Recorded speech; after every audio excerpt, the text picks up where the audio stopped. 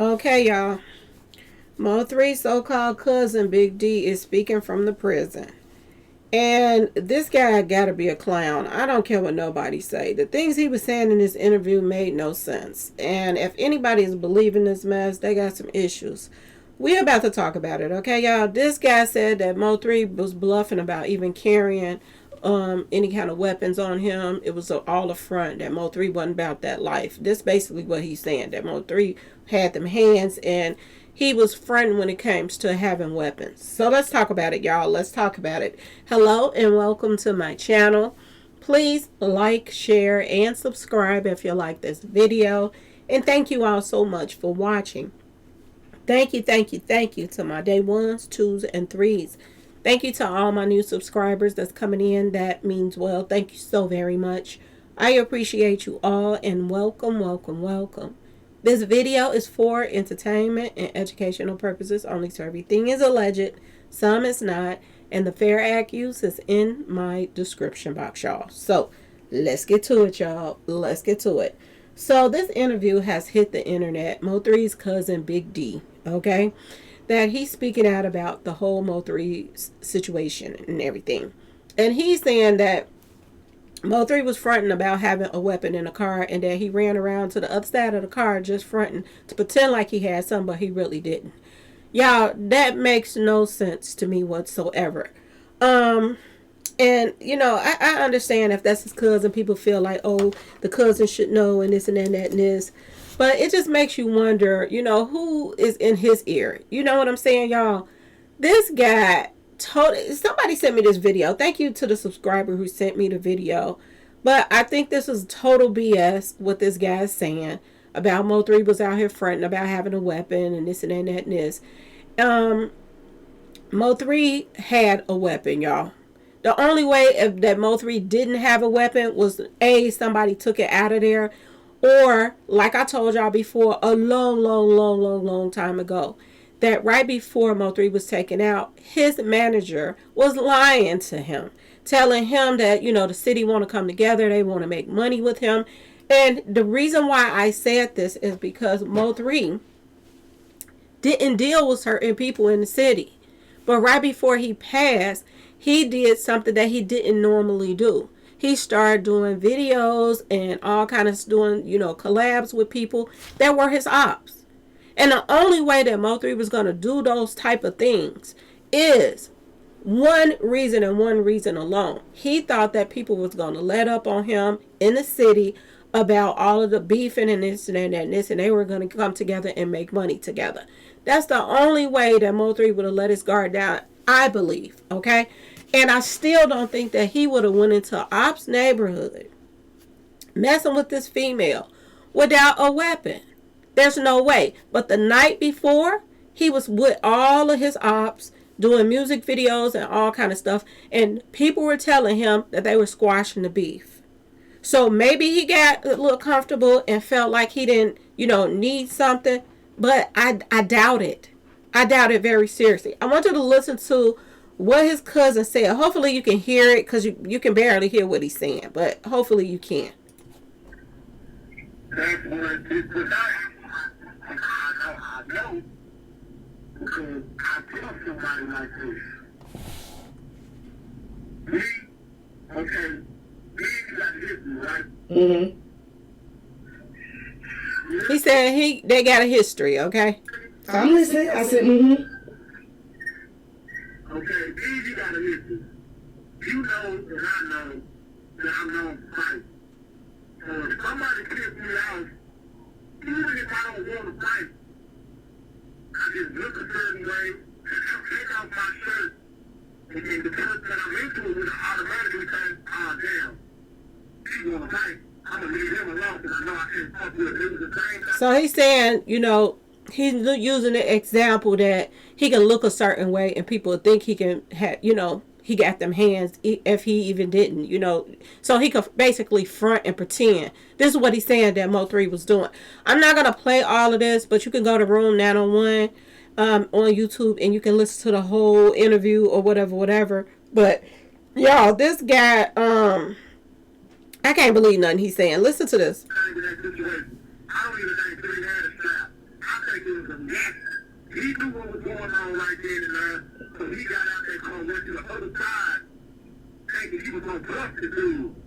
Now, we done heard many interviews about MO3's manager telling him, saying that he had a secret department in that car, telling him that he didn't want him carrying weapons because of the fact that he was getting big and that he didn't want him to go to jail. The police pull him over and he got a weapon in the car. And we had these debates about this a long time ago. We talked about how a lot of people and a lot of street people feel the same way. They rather get caught with it than without it. Because at least you live to see another day. Even if you do a little time in jail, you live to see another day. You don't get just propelled down on the expressway. Okay, y'all? This guy got some serious issues. I don't know what is going on. Is Yellow them paying him to lie or whatever? I don't know.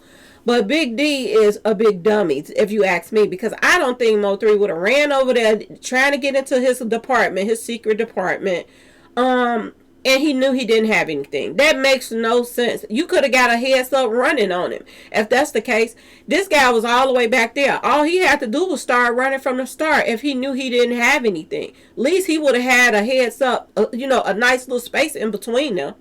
It was his running against his. But the thing of it is, this man, when he ran Mo3 down to the other end, that's where he ran him into the hitters at.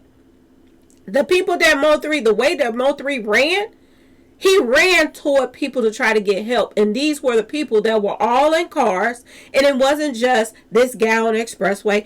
It was bloggers from Dallas on the expressway. It was all kind of people from the expressway on that expressway that day. From Dallas. He ran straight into the people that he were doing those interviews with. Word on the street. Kenny Baby Boy, all of these people came to town so that they could allegedly take Mo3 out. To get the part of that money. He was posting the money the next day. He was posting up money that he allegedly made off of the hit. And if y'all don't recall, I'm sure my day 1s, 2s, and 3s remember. Before they took the Mo3 out that day, Mo3 was out making videos with Kenny Baby Boy. He's in the background of the video. These are the people that allegedly took him out. Mo3 never dealt with these people. And his manager, allegedly, was the person that told him the city's trying to come together and to make some money, and make some money together with you. They trying to, leave this beefing alone. But that was so everybody could get paid off of Mo3's passing. It's a lot of this goes on. It's the same thing that happened with Young Dolph. Right before Young Dolph passed, look who was doing all these videos with him. Somebody from Dallas. This is why I told y'all from the beginning that Dallas was connected to the whole Memphis thing with Dolph. And then you found out later that they was. The person who was the getaway driver, well, not the getaway driver, but the person that was taking straight drive out of town that got caught in Indiana, he lived in Dallas. He lived in Fort Worth. We found that out later after everybody was saying, oh, she's delusional. She don't know what she's talking about. I was the first person that said this is tied. Both of these crimes are tied to each other. Right before Mo3 passed, Trap right-hand man, Kenny Baby Boy, was in a video with him. And then after that, he was counting money. Okay, y'all? Right before Young Dolph passed, Trap in a video, doing videos with Dolph. It was all about making money. And they do this. When they know they about to take somebody out, they try to do music with that person or some kind of business with that person. And they get money off of that too, depending on what type of business or work that they're doing with this person. If they're doing any kind of videos, if they're doing any kind of movies or anything like that, they get insurance money off the person if they pass away during the timing of the taping or whatever. If they do music with them, their music streams go up because everybody want to listen to the last thing that they was working on and this and that and this. And this is how people is pumping up out here in this world. It's all a game. And for this guy to come forth and say the things that he's saying, it doesn't make sense. Let's keep going a little bit more. Ain't nobody like that. And 3 was with the shoe. You know what I'm saying? 3 was with the shoe. And that's why he picked the cold on the way he did. Because he didn't get right out the car and run up on that car shit. When 3 got out that car. That guy got right out the car and ran up on MO3. That's a lie. This man said, but he didn't get right out the car and run up on MO3. That man knew that weapon was in the car, wasn't in the car. He knew it. They all knew it. The people that were propelling out his tires and all of this stuff, they knew MO3 didn't have anything to come back with them on. That's why they were so freely to run up on him and swinging out. They was hanging out. Why ain't they talking about the fact that these guys was hanging out the car and shaking their weapons at MO3? They ain't saying none of that stuff, y'all. They not mentioning a thing about none of that. And another thing that gets me of what they're not talking about is Devin Brown is Yellow Beezy's cousin. Why ain't anybody talking about that? I showed y'all. I told y'all. On my day 1s, 2s, and 3, y'all know this. I said, Yellow Beezy's same grandmama that just showed up to court to try to get him his bond reduced and all of that stuff. That same grandmother was sending Devin Brown letters. And in those letters, she admitted to him being her grandson too. Nobody's talking about this at all. That's why people were saying, put Chicago up. Chicago is Devin Brown, y'all. When the case first broke, don't y'all remember the news people were saying, and they got the wrong person picture and put up and said that was Yellow Beezy's cousin? Half of the story was right. That is Yellow Beezy's cousin. But it is not the guy that they posted up. It's Devin Brown. Devin Brown is his cousin, y'all. And he's from Chicago. And it makes you wonder, is that the ties as well with Lil Durk and his girl? Because they're all tied to the situation as well. Right after MO3 was taken out, Lil Durk and his girl, India, they go down there to Dallas. They goes to Dallas. Before that MO3 was taken out, Lil Durk and India was on, lives and posting back and forth on social media. Ebony really want to take MO3 out. Word on the street, Ebony and them, all of them was on that expressway, y'all. Why people are leaving this out, I have no clue. And I get tired of saying it over and over again because it is what it is. There are so many people involved in this situation, it doesn't make sense.